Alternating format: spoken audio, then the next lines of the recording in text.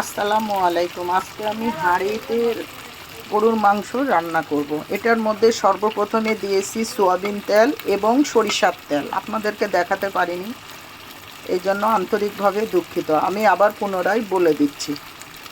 এটার মধ্যে সর্বপ্রথমে সরিষার তেল আর সয়াবিন তেল একত্রে দিয়েছি, সাথে দিয়েছি এলাচ, দারচিনি আর তেজপাতা।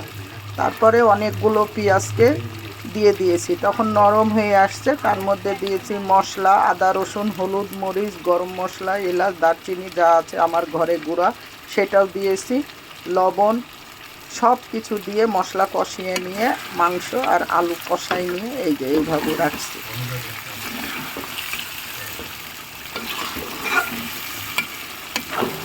আমি ভালো করে মাংসটাকে কষাই নেব। আমি সবসময় মাংস প্রেসারে রান্না করি।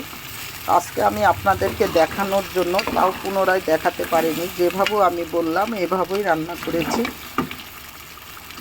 আমি মাংসটা আজকে হাঁড়িতে এইভাবে করে সুন্দর করে কষাই নেব।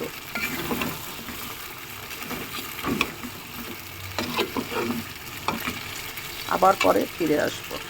দেখেন আমার মাংসটা হয়ে গেছে। এবার আমি জিরা ভাজনাটা দিয়ে নামাই ফেলবো আর কি।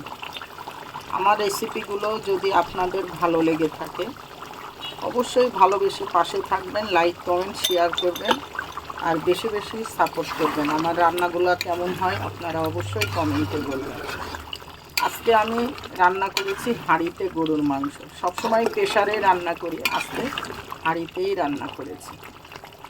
যে যেখান থেকে আমার ভিডিওটা দেখছেন ভালোবেসে পাশে থাকবেন, সাপোর্ট দিবেন। আল্লাহ হাফেজ।